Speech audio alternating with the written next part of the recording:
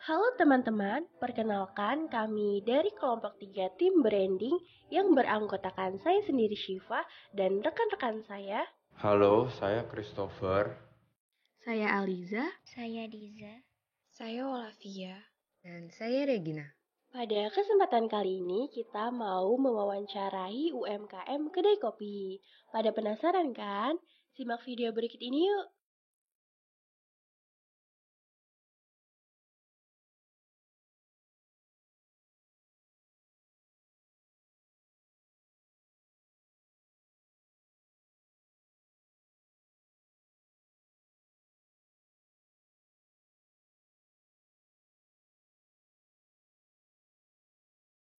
Halo teman-teman semua, perkenalkan nama saya Syifa Kaya Zahra dan rekan saya.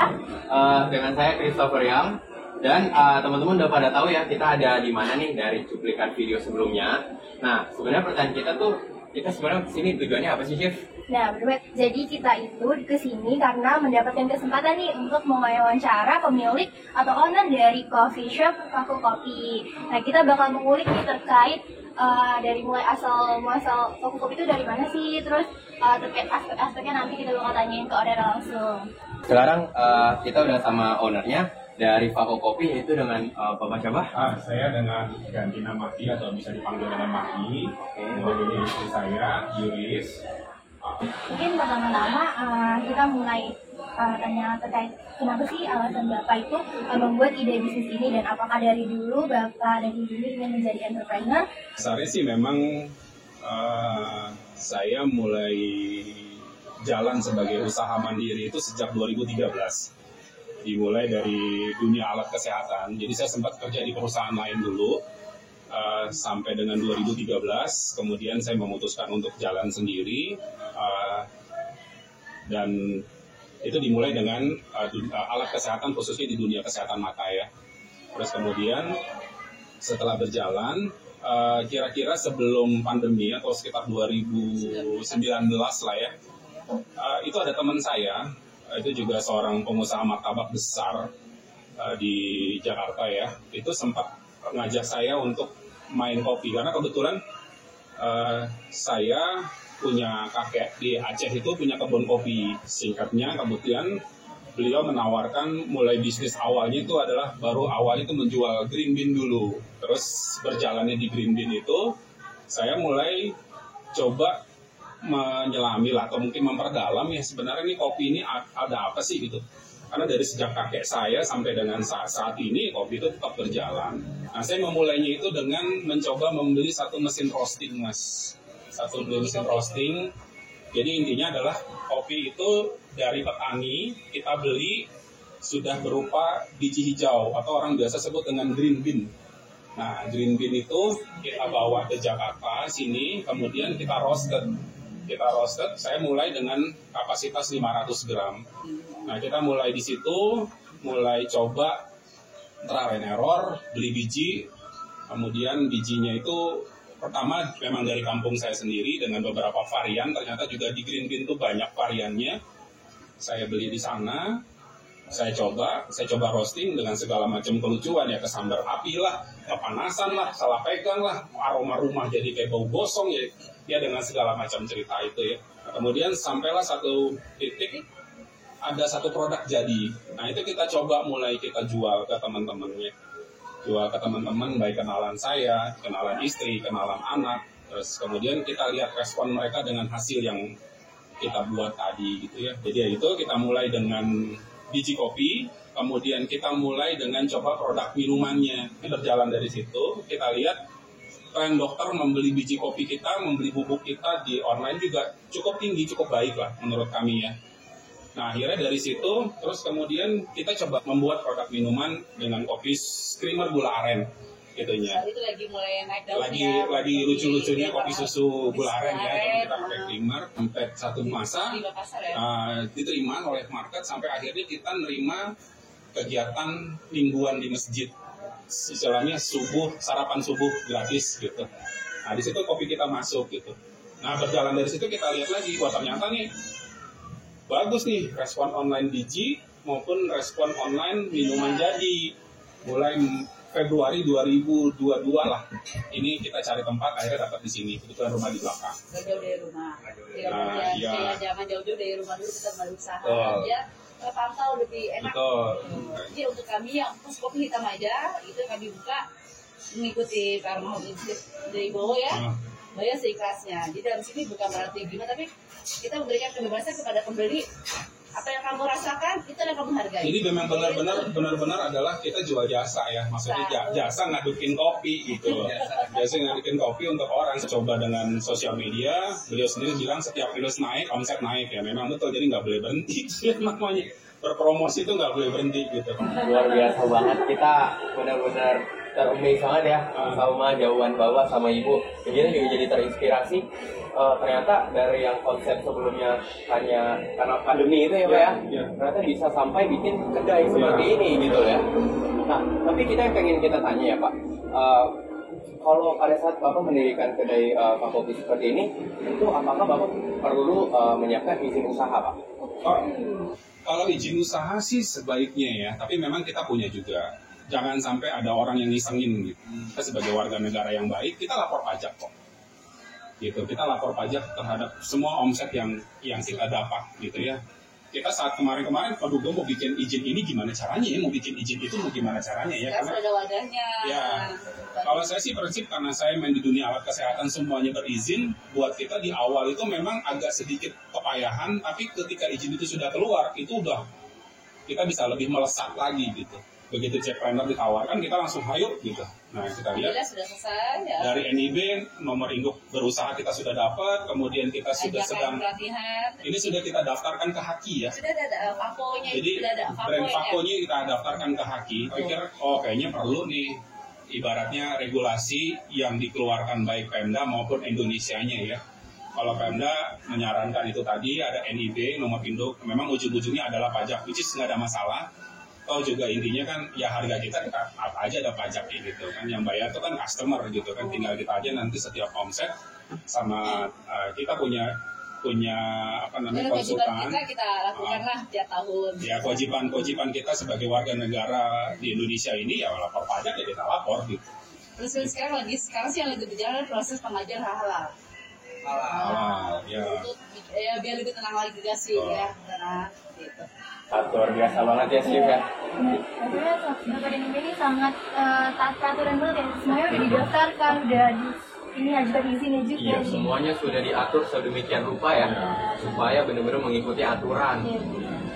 Mungkin kalau misalnya tadi dari aspek selain modal, selain finansial ya Pak, itu kan udah dipermudah banget ya dari adanya wadah yang tersedia. Kalau mungkin boleh dibagi tips sendiri buat teman-teman, kalau misalkan buat diriin kedai kayak gini modalnya tuh berapa kayak gini? Oke. Nah, kalau ditanya budget pemula gitu ya, itu tadi dari mulai 10 juta kalian bisa buka kok, sampai dengan 1 miliar pun kalian bisa buka. Kalau kami di sini dengan sewa dan alat-alat, sewa itu di sini 40 juta setahun dengan semua peralatan yang ada, ditambah sekitar 20 juta lah kurang lebih. Kedua, saya punya prinsip saya tidak mau ngutang. Kalau saya jadi ada uang kita beli, nggak ada uang ya diam aja gitu. Kenapa saya nggak mau ada utang? Beban buat saya gitu. Jadi saya mulai dengan yang perlahan dulu, sesuai dengan apa yang saya punya gitu ya. Berusaha untuk tidak ngutang. Dan sampai akhirnya seperti ini gitu. Jadi kalau saya bisa bilang, kalau modal kami ya mungkin sekitar 50-60 juta ya untuk di awal ya, untuk memulai ya. Apa mencari pasar dari komunitas. Dan ternyata itu strategi marketing kita ya. Ternyata di situ menarik gitu loh. Silaturahmi itu penting. Penting silaturahmi itu. Hubungan baik itu penting. Karena ini berguna. baik kopi maupun roti, 85% omset kami itu omset kedekatan ternyata. Jadi kalau tadi dari segi kita cerita yang Bapak ceritakan itu kan benar-benar berkaitan sama manajemen juga ya Pak ya. Nah itu mungkin Bapak bisa ceritakan tentang yang manajemen yang Bapak lakukan selama ini, ya misalnya mungkin dari gaji karyawannya, ya kan dari kosnya. Nah itu bagaimana Bapak memanage ya seperti itu? Kalau bicara manajemen ya, Mas, marketing di situ ada 4 saya pegang banget. Itu sebagai dasar saya, landasan saya untuk memulai usaha. Ya, produk, promotion, price, sama placement. Nah, placement itu. Nah, jadi, dari semua itu kita ramu, segala macamnya, yaitu jangan sampai lewat dari 4P tadi. Gitu. Kalau placement, ya jelas nanti kita berpikirnya itu bagian dari dunia marketing, promotion ya. Placement itu nanti kita buka cabang baru, atau mungkin strateginya sekarang ya pasar online gitu. Itu kan part of placement ya, kalau menurut saya gitu.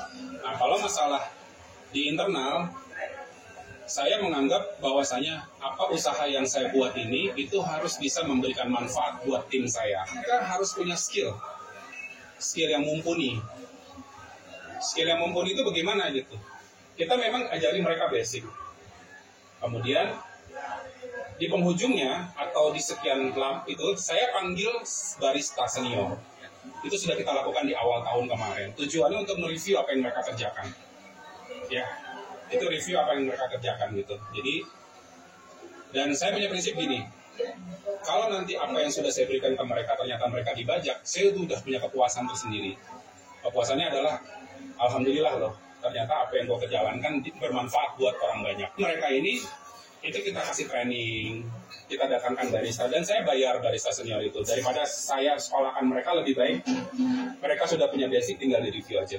Terus saya sempat baca, dia itu punya satu kata atau satu ungkapan dari dia, itu yang saya ambil, bahwasanya gimana caranya karyawan itu mesti lebih dulu diutamakan, ibaratnya disayang-sayang. Nanti dari situ dia suka akan keluar ide-ide dia. Itu yang saya tangkap. Jadi saya terjemahkan, yuk kita coba yuk gitu. Caranya gimana? Ya mungkin salah satu saat ini adalah saya open management. Dia bikin, kita hire satu orang untuk ngitungin semua, dan semua terbuka nih untungnya. Kita simpan dulu nih, kenapa simpan? Karena tahun depan kita mesti bayar kontrakan. Jadi tiap bulan harus segini kita ambil gitu dari keuntungan. Jadi terbuka semua kok gitu. Nggak ada yang anggap, kok si Anu kegedean, nggak ada gitu. Ya udah lo di awal hire segini, tapi ada bonusnya. Hari itu dapat 5 juta, ada 10 karyawan, 5 juta dibagi 10, bagi semua. Gitu. Karena baik OB, baik baker, baik atau di sini barista, semuanya itu orang penting gitu, aset sebuah bisnis gitu. Jadi jangan mengecilkan mereka gitu. Kalau aku lihat sih memang dari segi manajemen semuanya Bapak benar-benar melihatnya secara garis besar tuh benar-benar berpengaruh banget ya. Yang hanya pun itu benar-benar buat menginspirasi teman-teman juga ya buat mendirikan bisnis, bahwa kalau kita dalam mendirikan bisnis itu kita harus lihat segala aspek, bukan hanya kita keuntungan doang mungkin ya kalau bisa aku bilang. Nah, kalau dari Bapak sendiri, kooperatif kira-kira dari sejak Bapak membangun bisnis ini, kira-kira ada nggak sih dan kayak melakukan kegiatan sosial ya, perusahaan kayak mungkin pokoknya yang berkaitan dengan lingkungan gitu Pak, ya kan? Oke, gini, di tempat kami yang pertama itu setiap gelas yang laku atau setiap produk yang terjual itu kita ada sekian persen itu untuk charity. Itu setiap gelas. Kemudian bukan hanya charity. Pertama, mereka ini bergaji setiap bulan. Ada gaji pokoknya mereka. Ditambah bonus. Jadi bonus itu adalah setiap gelas atau setiap transaksi produk, dia ada prosentasenya. Dapat komisi lagi. Sekaligus kita punya charity-nya juga, dana charity. Nah, dana charity itu biasanya kita taruh, ada musola di depan, perbaikan. Pokoknya intinya itu kita tetap sekitar. Kemudian kita tetap ada setiap minggu konsep berbagi ya. Jadi dari keuntungan sebenarnya sih general ya. Ini kan satu dari beberapa kegiatan bisnis kami ya. Jadi itu kita akumulatif. Jadi cara kami adalah kita menunjuk satu warung yang memang kita lihat konsepnya dia tidak sebanyak orang lain. Jadi dia bilang, tolong lo siapkan setiap minggu, ini gue kasih sekian rupiah, lo kelola deh gitu. Gimana cara untuk bagi warga sekitar. Kebutuhan pokok ya. Jadi saya bilang gini, saya berusaha untuk bantu tetangga mungkin sekitaran yang punya bisnis yang mungkin bisnisnya tidak jalan banget, kita lihat ya, tapi kita bantu dengan cara itu. Jadi kita harapannya adalah sedekahnya kita dapat, ngebantu orang juga dapat gitu. Iya bisa ya. Iya. Luar biasa. Dari awal sampai sekarang ini udah banyak kejadian. Betul. Dan juga kita jadi dapat benar-benar ilmunya ini benar-benar daging banget ya sih ya. Benar-benar langsung dikasih tahu dari ownernya dari awal sampai akhir, dari awal merintis sampai kedai sekarang ya. Cocok banget ya sama jurusan kita ya. Siapa tahu kalau udah lulus kita nanti kita juga bisa buka ya. Benar. Itu banyak tips yang berguna banget, kayak seperti kalau nggak aku dapetnya tuh, kita kalau nggak pernah coba kita nggak pernah tahu juga ya, nggak pernah menyelam gitu ya, mau dingin atau panas seperti itu ya. Dan juga kalau tentang karyawan dan sebagainya, untuk suatu bisnis berjalan, mungkin kita bisa juga menganggap karyawan itu sebagai keluarga kita gitu ya Pak ya, yang membangun bisnis sampai bisa sukses itu juga karena mereka gitu ya. Ya, mungkin kita udah dapat banyak banget insight, pengetahuan baru. Teman-teman juga mungkin udah dapat pengetahuan baru. Pasti ya dapat ya teman-teman nih, buat kedepannya nanti bisnis bisa digunain banget nih ilmunya. Berterima kasih juga nih Pak, hari ini saya bisa dapat insight yang luar biasa sekali.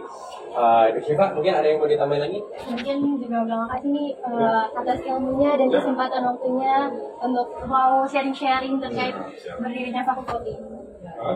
Oke, dari kita sekian, segitu aja teman-teman ya. Teman-teman jangan lupa like, komen, sama subscribe. Oke, terima kasih teman-teman semua. Sampai jumpa di lain kesempatan. Bye-bye.